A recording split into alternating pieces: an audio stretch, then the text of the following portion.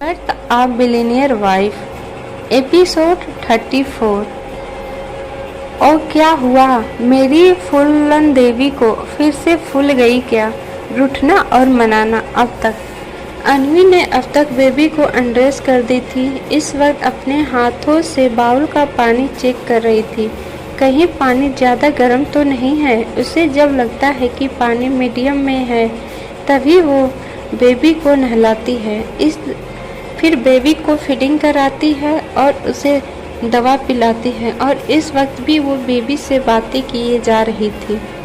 अब आगे अन्वी बेबी को दवाई पिला देती है और बेबी को भी अच्छे से कर के सुला देती है। तब तक सुहानी भी आ चुकी थी फ्रेश होकर। अन्वी सुहानी को बेबी का ध्यान रखने का बोलकर वो खुद भी फ्रेश होने बाथरूम में चली जाती है।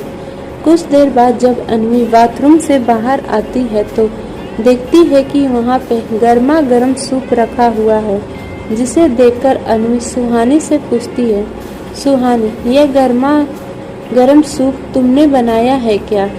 नहीं यार, ये सूप ना तुम्हारा जो सैम है ना वो रख के गया है। अच्छा हुआ तुम जल्दी बाहर आ गई फ्रेश होके। मेरे पेट में तो चूहे कबड्डी खो खो सभी गेम खेल रहे हैं इतनी मेहनत करने के बाद। अब चल जल्दी से तू भी आ इधर और पी ले ये गर्मा गर्म सूप, नहीं तो ठंडा हो जाएगा।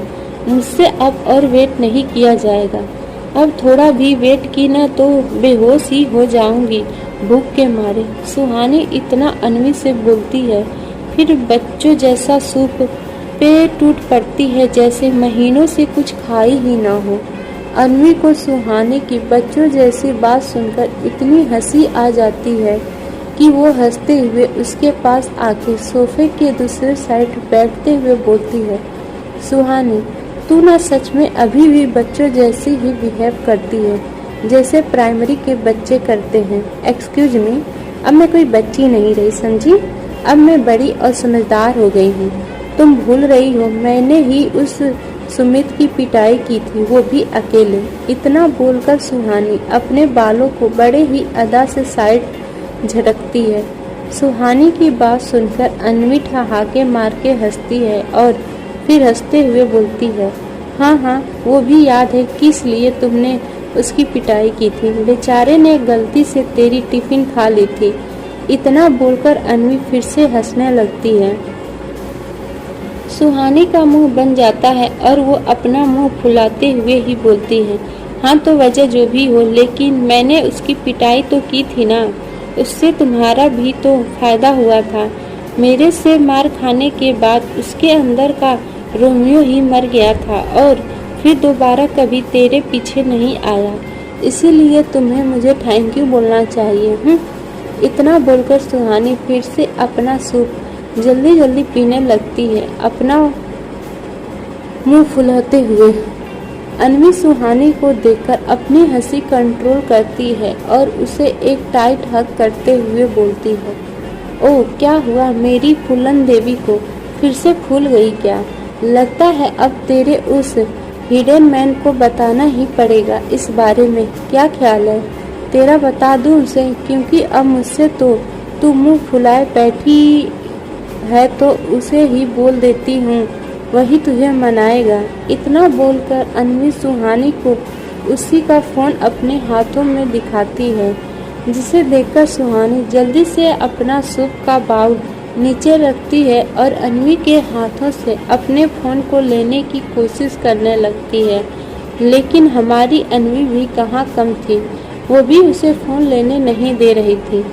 काफ़ी देर तक इसी तरह दोनों एक दूसरे की टांग खिंचाई करते रहे, फिर थक हार कर सोफे में लुढ़क जाते हैं और अपने सांसों को काबू करने की कोशिश करने लगते हैं, जो दौड़ भाग करने की वजह से तेज चल रही थी। यार अन्वी, तुझे कैसे पता चला उस हिडन मैन के बारे में? सुहानी अन्वी से पूछती है। पता चल गया जब तू बाथरूम में गई थी फ्रेश होने, तब। अब तू नहीं बताएगी तो क्या मुझे पता नहीं चलेगा? हाँ बोल सुहानी की बच्ची। इतना बोलकर अन्वी सुहानी को गुदगुदी करने लगती है।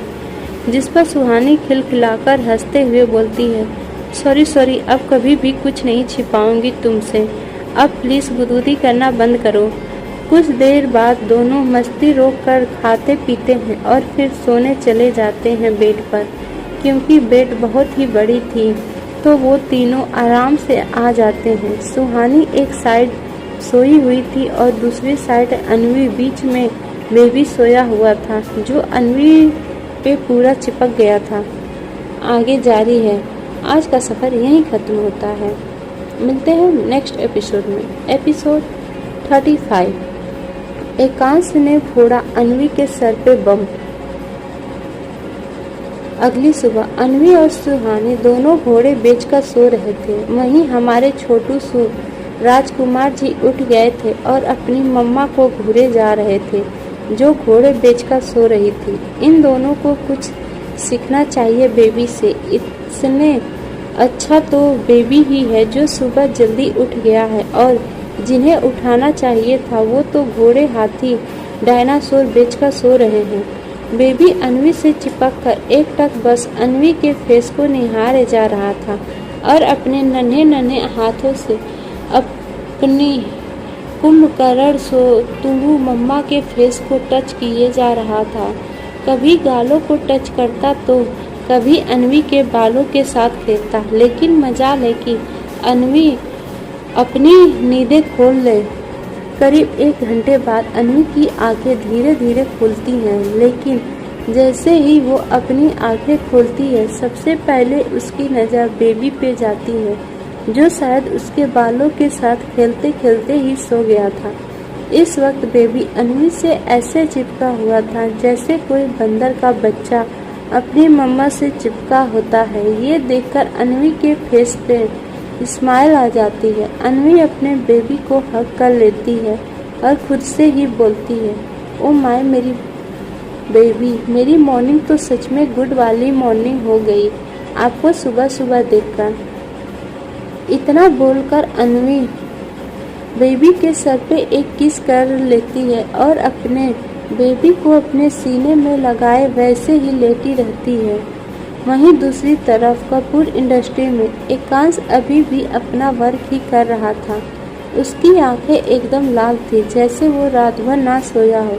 कुछ देर बाद वो अपना लैपटॉप बंद करता है और खुद से ही बोलता है, माय डियर वाइफी, अब से तुम्हें रात में कभी भी अपनी फ्रेंड के यहाँ पे या कहीं और रुकने की परमिशन नहीं है। ये लास्ट टाइम था जब मैंने तुम्हारी अपनी फ्रेंड के घर में रुकने की जिद पूरी की है।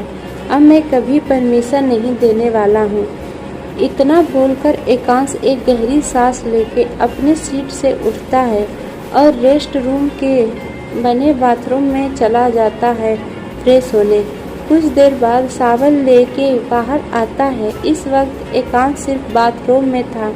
वो सबसे पहले अपना फ़ोन निकालकर अन्वी को कॉल करता है, लेकिन अन्वी कॉल पिक नहीं करती।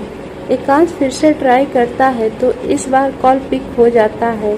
तो एकांश बोलता है, वाइफी, तुम्हारे पास 1 आवर्स है रेडी होने के लिए। मैं तुम्हें पिकअप करने आ रहा हूँ।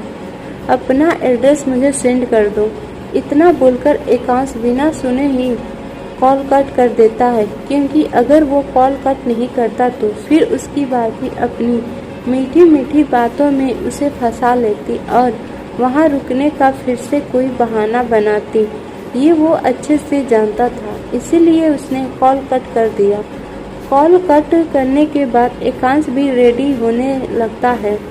वही अन्वी जो अपने बेबी की कंपनी एंजॉय कर रही थी, अचानक से फ्रीज हो जाती है एकांश की बात सुनकर। उसके लिए ऐसा था जैसे कोई उसके सर पे बम फोड़ दिया हो। अचानक ही वो होश में आती है सुहानी को आवाज़ लगाने से, जो बोल रही थी, अन्वी कहाँ खो गई तू? जीजू ने ऐसा क्या कहा कि तुम उनके ख्यालों में ही खो गई? सुबह सुबह बोल। सुहानी की बात सुनकर अन्वी परेशान होते हुए बोलती है, यार तेरे जीजू आ रहे हैं मुझे पिकअप करने तेरे घर पे। क्या? सुहानी जोर से बोलती है। हाँ, अब मैं क्या करूँ, मुझे समझ नहीं आ रहा है। अन्वी बोलती है, अब क्या होगा? दोनों फ्रेंड यही सोचकर यहाँ वहाँ टहलने लगती हैं, फिर आपस में ही टकरा जाती हैं। क्या होगा आगे? अब क्या करेगी अन्वी? क्या उसकी चोरी पकड़ी जाएगी? एकांश के सामने सभी सवालों के जवाब जानने के लिए हमारे साथ बने रहे रिबर्थ ऑफ बिलियनियर वाइफ। अगला एपिसोड कल आएगा। आज का सब यहीं ख़त्म होता है। मिलते हैं एक नए चैप्टर में। अगर आप सबको ये स्टोरी अच्छी लगे तो प्लीज़ कमेंट करें और मेरे चैनल को ज़्यादा से ज़्यादा शेयर, सब्सक्राइब और लाइक करें ताकि हमें मोटिवेशन मिलती रहे। नेक्स्ट एपिसोड 36 अन्वी का जलन, एकांश का सेड्यूस करना। अन्वी जल्दी जल्दी रेडी होती है और बेबी को लेकर नीचे आ जाती है सुहानी के साथ। फिर बेबी को सुहानी को देकर बोलती है, सुहानी देख यार, मैं जब तक नहीं आती तब तक मेरे कपकेक का ध्यान रखना प्लीज़। अगर कोई भी प्रॉब्लम हो तो एक बार मुझे कॉल कर लेना, मैं आ जाऊंगी यहाँ पे। अभी कपकेक को मैंने फीडिंग करवा दी हूँ, इसीलिए अभी पाउडर मिल्क मत पिलाना। एंड एक और बात, प्लीज़ मेरे कपकेक को अकेला कहीं भी मत छोड़ना, इसका अच्छे से ध्यान रखना। हाँ बाबा हाँ, मैं पूरा ध्यान रखूँगी अपने चैम्प का, इसीलिए तुम्हें टेंशन लेने की ज़रूरत नहीं है।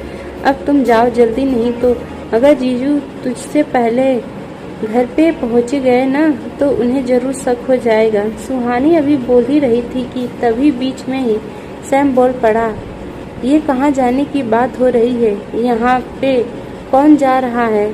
सैम कंफ्यूज होके पूछता है। अन्वी जा रही है, सुहानी बोलती है।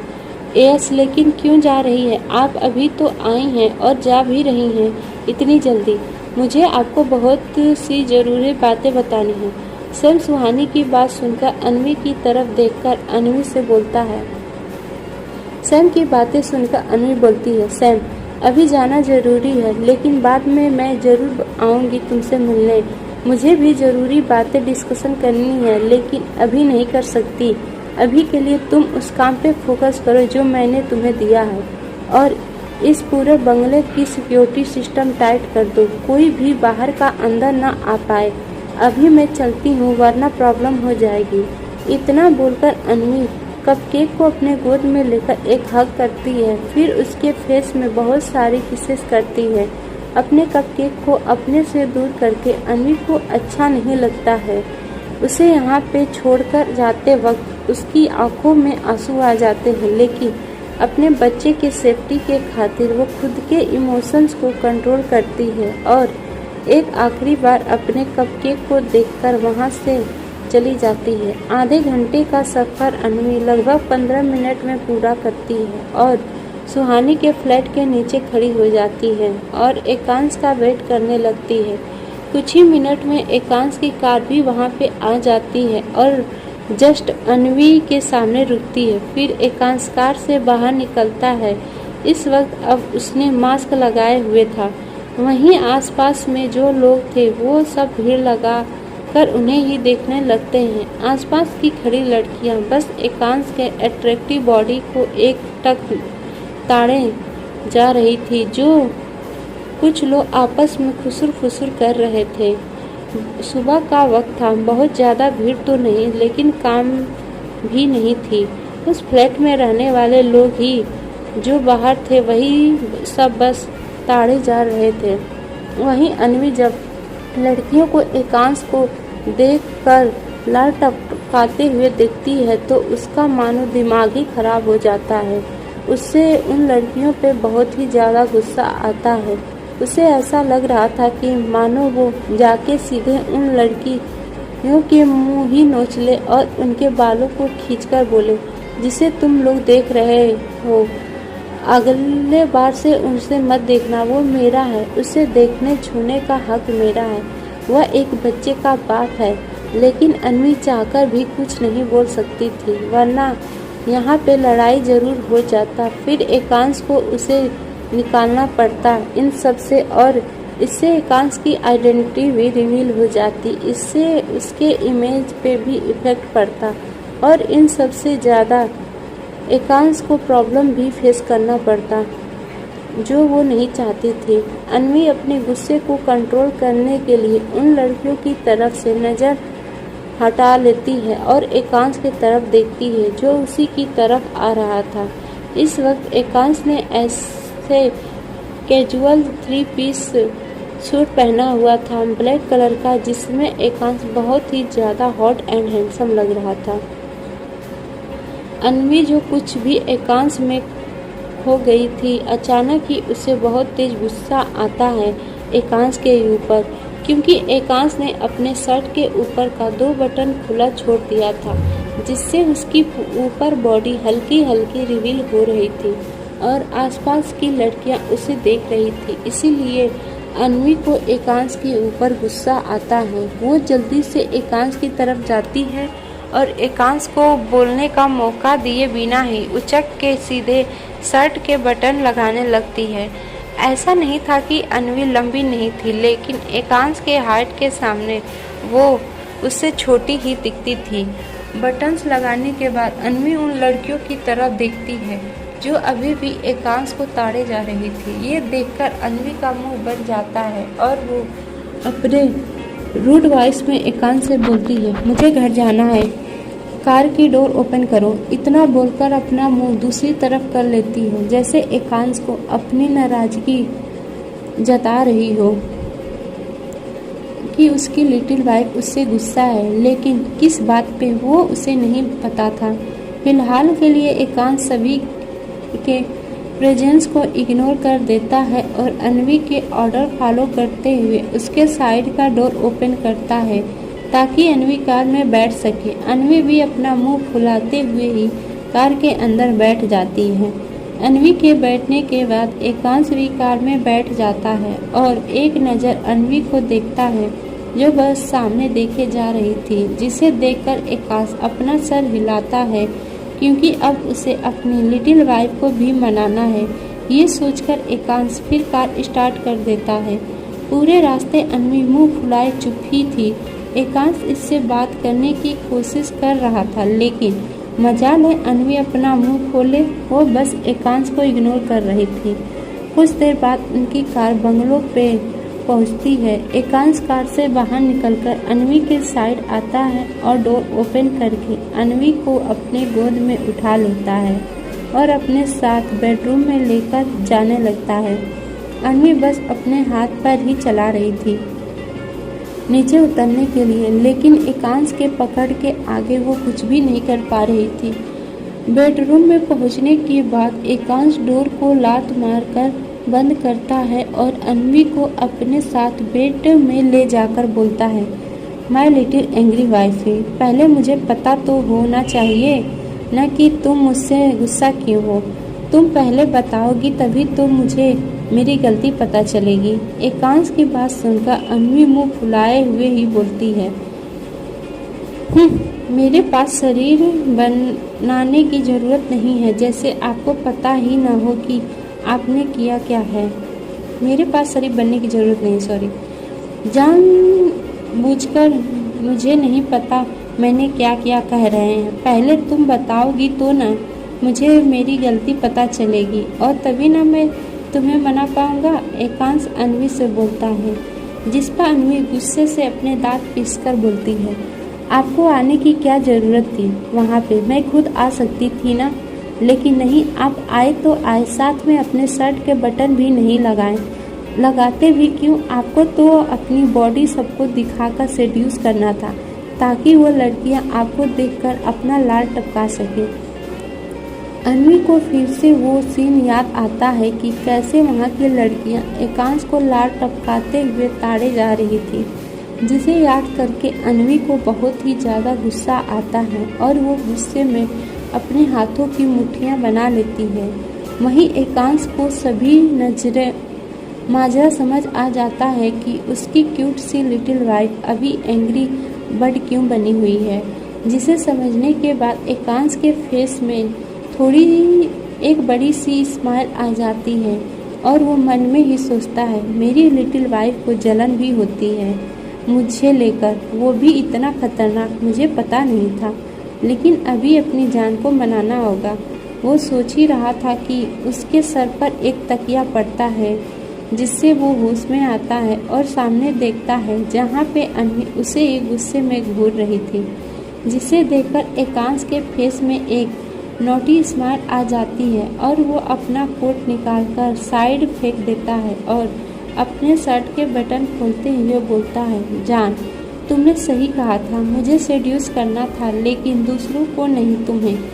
कोई नहीं तब नहीं हो पाई, अपने जलने में तो क्या हुआ, अभी हम दोनों कल अकेले हैं तो आराम से मैं तुम्हें सेड्यूस कर सकता हूँ और फिर तुम्हारी सारी शिकायतें दूर कर देता हूँ। इस बारे में तुम्हारा क्या ख्याल है?